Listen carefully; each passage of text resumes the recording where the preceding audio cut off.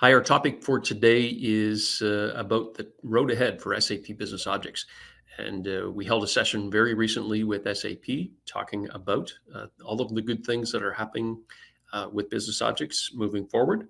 There are some important releases that are upcoming later this year and next year, and lots of good developments that are happening there for those of you who are Business Objects focused. This is all great news. A follow-up session that we had even just today was on the topic of how organizations can get back on track and back on the road map again with Business Objects.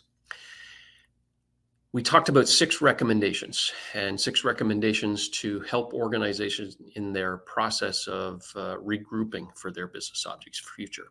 And so we want to talk about the second recommendation, and that is to assess and to action unsupported content types within business objects environments. Alan Goulding, tell us a little bit about what you see happening here. Yeah, if you haven't been able to attend those sessions, I'd highly recommend you do so. There's been some changes in some of the deprecated solutions and features that will be taken out of business objects moving forward. So what does that mean for you? Well, it means that you'll need to be aware of what content is going to be deprecated so that you can plan accordingly for the future of your business objects environment. So, for example, it'd be good to be able to categorize and catalog the type of crystal reports for enterprise documents, Lumira dashboards, UNV universes, associated web intelligence reports, and be able to fully understand what impact that's going to have on your BUE environment and be able to plan for that accordingly as you move forward. Right. You've put together this visual that that helps see some of the transitions that need to happen. Yeah, so on the left-hand side, you can see we have Crystal Report for Enterprise, Lumira Designer, UNV Universes, and there are amongst others as well. There are some of the core ones.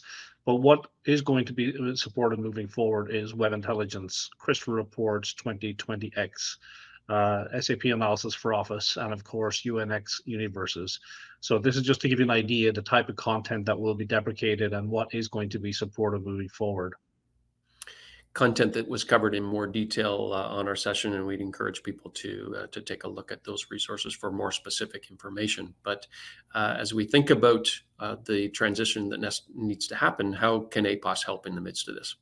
Yeah, so some of that cataloging that I mentioned is something that APOS can help you with. We can very easily give you pre-built reports that give you a list of the exact content that's in your BUE environment that's going to be unsupported. So you can take that information and plan accordingly. Well, how am I going to manage this moving forward? What other platforms or other features am I going to take advantage of in future business objects or otherwise releases so that I can keep reporting off of that data moving forward?